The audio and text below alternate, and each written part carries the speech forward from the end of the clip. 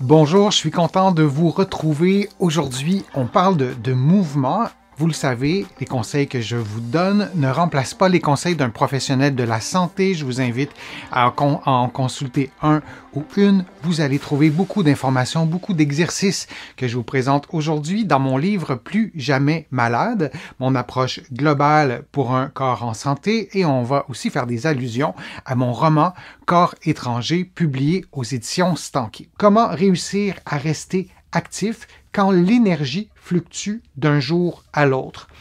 Et ça, le manque d'énergie, c'est un constat chez plusieurs de mes patients dans un contexte de fibromyalgie, dans un contexte donc de douleur chronique, dans un contexte de maladie évolutive, de maladie de Parkinson, de maladie d'Alzheimer aussi. Et là, je pourrais faire une longue liste de douleurs au dos chroniques. Le manque d'énergie, la fatigue aussi, si vous voulez, c'est un enjeu qui est fréquent et c'est un enjeu qui est souvent banalisé par la personne elle-même ou par son entourage. Ça ne paraît pas, la fatigue, ça ne donne que très peu de signes comparativement à une fracture, comparativement à une déchirure musculaire, à une chirurgie. La fatigue, on ne la voit pas et elle est difficile à mesurer. Alors, je trouvais ça important de vous présenter des contenus pour vous aider à rester actif lorsque vous êtes dans cette situation où vous êtes fatigué. Dans mon roman Corps étranger, il y a le personnage d'Aline qui est atteinte de la maladie de Parkinson qui dit ces temps-ci, c'est pas toujours évident, j'ai envie de rien, je sais même plus quoi mettre dans nos sandwichs. C'est une baisse de motivation aussi, c'est une baisse d'énergie.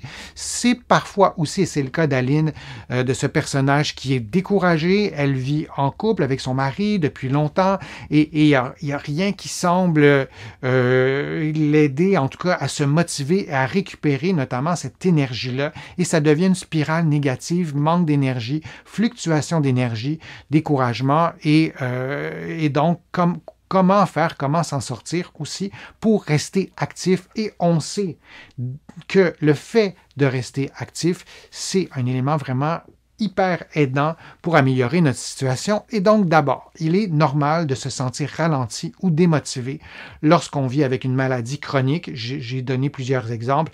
L'activité physique peut justement aider à retrouver l'élan et ça, c'est contre-intuitif. À mes patients qui me disent « je suis fatigué » et on discute ensemble, je leur présente certains éléments que la science a bien démontrés, notamment que l'activité physique, le fait d'être actif, nous aide à pouvoir avoir plus d'énergie. C'est contre-intuitif, mais pour plein de raisons, c'est ce qui se passe. Alors oui, c'est important de rester actif, particulièrement dans ces cas-là, même, ça c'est important, même à faible intensité, le mouvement régulier stimule l'énergie, l'humeur et la fonction musculaire, même à faible intensité. Petite parenthèse, une activité physique de faible intensité, c'est une activité physique pendant laquelle votre corps ne dégage pas de chaleur, vous ne transpirez pas, votre respiration ne s'accélère pas vraiment beaucoup plus, en tout cas vous êtes loin d'être à bout de souffle, vous êtes capable de parler normalement, vous n'avez pas chaud, et donc ça c'est une activité physique de faible intensité. Si vous marchez chez vous, là, dans votre appartement, lentement comme ça, c'est ça une activité de faible intensité. Je referme la parenthèse. Et donc, ces activités de faible intensité ont des effets positifs aussi sur l'humeur, sur la motivation, sur l'énergie, parce que l'exercice stimule la libération d'endorphines. Ce sont des hormones qui sont sécrétées par votre cerveau. Donc, l'activité physique fait ça. Et de dopamine, deux substances qui jouent un rôle clé dans la régulation de l'humeur et dans la motivation. En fait, c'est une forme de récompense naturelle. Lorsqu'on bouge, il y a cette biochimie intérieure et qui est beaucoup plus complexe que ce que je vous présente là en deux mots. Il y a les myokines aussi, je vous en ai parlé sur ma chaîne, dans mes livres aussi, ces substances comparables, disons, aux endorphines, mais sécrétées par les muscles, donc des myokines. Donc, le fait de bouger, ça active votre biochimie intérieure, vos médicaments intérieurs là, que votre corps sécrète. On connaît souvent les médicaments qu'on a dans notre pharmacie, mais lorsqu'on bouge, notre corps en sécrète des substances qu'on pourrait comparer à des médicaments, mais qui proviennent du corps. Alors, c'est de mettre des mots comme les endorphines, comme la dopamine, comme les myokines, ça peut peut-être aussi nous motiver. En bougeant, on améliore la circulation sanguine, l'oxygénation des muscles et l'oxygénation du cerveau, l'activation aussi du système nerveux, ce qui favorise un meilleur tonus, mais aussi plus de vitalité. Lorsqu'on va prendre une marche, c'est rare qu'on revient de notre promenade et de se dire « Mon Dieu, que c'était ennuyant, je suis encore plus déprimé ». Le fait de bouger, on respire plus, on contracte les muscles et ça a aussi un lien sur notre humeur. Moi, je suis physiothérapeute, je ne suis pas psychologue, mais la science sait que la contraction musculaire, l'activation du système cardiovasculaire vous aidera à pouvoir mieux peut-être vivre une situation qui est peut-être plus difficile, notamment en fonction des variations du niveau d'énergie et de fatigue. Vous, quels sont vos petits trucs pour bouger même les jours difficiles? Et là, j'aimerais ça vous lire en direct, mais aussi en rediffusion. Vous êtes des centaines, des milliers, parfois des centaines de milliers à revoir mes contenus. Et sachez que les commentaires que vous mettez pour répondre à une question comme ça, votre expérience à vous, mettez votre commentaire si vous le souhaitez, je vous le demande en fait, et je sais pour l'avoir lu et vu, et avoir été témoin de ça, ça contribue aussi à la motivation de tout le monde. Et si vous écoutez ce contenu-là, c'est peut-être, entre autres, parce que vous avez googlé le contenu et de savoir que vous êtes plusieurs dans cette situation et plusieurs aussi à avoir des trucs, à avoir des conseils peut-être à donner qui s'appuie sur votre propre expérience. On se sent moins seul et parfois on a vraiment des conseils concrets pour changer notre quotidien et l'améliorer. Une proposition ou des propositions, les vôtres que vous allez écrire et aussi les miennes, allez-y petit à petit pour faciliter la constance. Quand je dis petit à petit, c'est dans cette activité physique que vous aurez choisie et choisissez une activité qui procure du sens pour vous ou du plaisir. Si vous aimez marcher, allez marcher à l'intérieur 5 minutes, à l'extérieur peut-être aussi. Je vous donne souvent l'exemple dans mes contenus de ma mère qui n'aimait pas l'activité physique.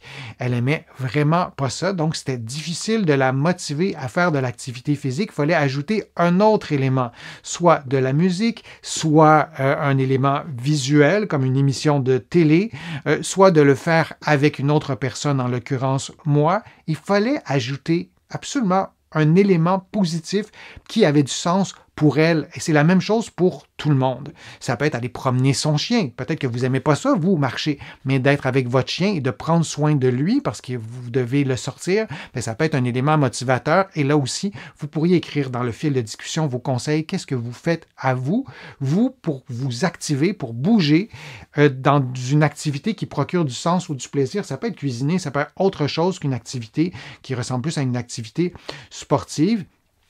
Et je vous parle de mon personnage d'Aline, de mon roman Corps étranger.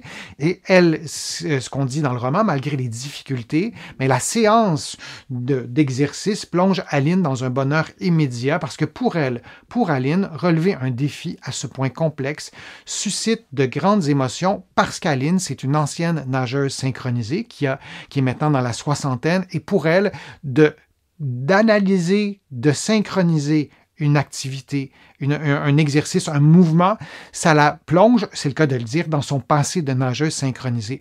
Pour elle, ce qui donne du sens, ce qui lui donne du plaisir, c'est d'associer l'exercice qu'elle fait avec le protagoniste du roman qui est physiothérapeute, d'associer ça à ce qu'elle a toujours fait, ce qu'elle a toujours aimé, c'est-à-dire de la nage synchronisée. Pour vous, qu'est-ce qui donne du sens à un mouvement, à une activité, à un exercice? Qu'est-ce qui vous procure du plaisir? Parfois, c'est quelque chose qu'on ajoute, comme la musique, à l'activité en question. Des conseils, comme je le disais, commencez par de courtes séances de 2 à 5 minutes, 1 ou 2 fois par jour, et augmentez graduellement. Et ne vous dites pas, ça ne donne rien, c'est trop court. Il n'y a pas de petite dose. Vous entendez peut-être des choses dans les médias qu'on doit faire 7000 pas par jour, 10 000, 30 minutes d'activité physique par jour. Oui, c'est vrai que des doses plus grandes apportent des bienfaits plus grands. Mais là aussi, il y a plein de nuances à apporter. Et les petites doses ont aussi des effets, particulièrement lorsqu'on bouge un peu moins pour des raisons de santé, par exemple. Donc, allez-y par des séances courtes. quitte à le faire 1 ou 2 fois par jour si ça fonctionne pour vous. Lier l'activité à une routine agréable, écouter de la musique en marchant, faire des mouvements pendant une émission de télé ou un balado ou une vidéo sur YouTube ou un balado, je le disais, ou appeler un ami après l'effort. Ça aussi, ça peut être quelque chose qui nous fait du bien. On se dit qu'on fait notre exercice, notre activité X, Y ou Z et après, on appellera un ami. On pourra peut-être même en parler avec cet ami-là qu'on a réussi à le faire et ça sera notre récompense, en fait, d'avoir fait cette activité physique-là. On récompense les enfants pour les motiver à faire des choses. C'est pas la motivation, c'est pas juste pour les enfants, c'est aussi pour les adultes. Donc, de se récompenser, ça peut être aussi intéressant.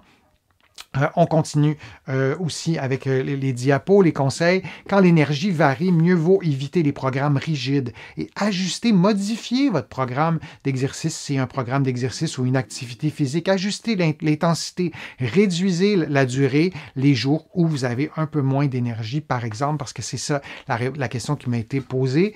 Un programme à palier avec des versions de base, des versions bonifiées, des exercices offre une grande adaptabilité aussi. Si vous consultez des professionnels de la santé, vous pouvez leur demander, ça c'est mon programme d'exercice, peux-tu m'aider à faire un programme d'exercice un peu plus facile les jours où ça va vraiment moins bien, où j'ai moins d'énergie, ou peut-être j'ai moins de motivation aussi. Ça pourra peut-être vous aider. Maintenir une routine, même minimaliste, permet de renforcer les repères moteurs, de préserver un rythme quotidien structurant. La routine aussi, c'est important. Alors, si dans votre condition de santé, vous vous dites vous-même, je veux bouger régulièrement, de mettre en pratique certains trucs que je vous donne pour continuer à faire, par exemple, un programme d'exercice ou l'activité physique en diminuant le niveau de difficulté, en réduisant la durée. Vous maintenez cette routine que vous allez adopter et pour plein de raisons psychologiques et physiques aussi, ça va vous aider. Chaque séance, même courte, nourrit le sentiment d'auto-efficacité ou d'efficacité personnelle et c'est un facteur clé pour rester actif, même quand on a moins d'énergie, surtout sur le long terme, malgré les fluctuations aussi de motivation ou d'énergie, comme je le disais. Et lorsqu'on fait des exercices, lorsqu'on fait une activité physique qui est signifiante pour nous, oui, on construit notre force musculaire, nos capacités cardiovasculaires, notre équilibre, mais on construit aussi ce sentiment d'auto-efficacité, d'efficacité personnelle, de se sentir apte à prendre notre santé en main. Alors, je vous encourage à continuer vos programmes d'exercice ou vos activités en les adaptant, en les modulant, en ayant une version facile, une version plus difficile, ou en ayant 3 versions du même exercice. Ça aussi, ça peut nous aider. Par exemple, on est assis sur une chaise, on se lève et on s'assoit. On peut le faire avec appui, on peut le faire sans appui, on peut le faire avec un poids aussi dans les mains. Donc, on peut avoir différentes versions d'un même exercice. D'utiliser un journal tout simple pour noter votre niveau d'énergie et ajuster votre programme en conséquence. Ça aussi, ça peut être une façon de vous aider à continuer à rester actif, même quand votre énergie fluctue d'un jour à l'autre. Je vous remercie de votre participation, je vous remercie de vos questions. Je les lis toutes, j'y réponds en direct, j'y réponds en rediffusion dans d'autres vidéos. Vous allez trouver beaucoup d'informations sur mon site web, le www.denisfortier.ca. Vous pouvez vous abonner aussi gratuitement à l'infolettre et vous allez trouver beaucoup d'informations dans mes livres. Mon livre Plus jamais malade, mais il y en a d'autres sur les douleurs au dos, sur le vieillissement, sur la marche, sur la respiration. Plusieurs d'entre vous, vous les connaissez déjà et je vous remercie aussi beaucoup pour vos contributions. Vous le savez, sans elles, je ne pourrais vous produire autant de nouveaux contenus. Vous pouvez contribuer en cliquant sur le petit cœur ou aller sur mon site web. Il y a d'autres façons aussi de contribuer autres que financières. Je suis Denis Fortier. Je vous remercie beaucoup. Je vous dis à une prochaine fois, à une prochaine vidéo. À bientôt.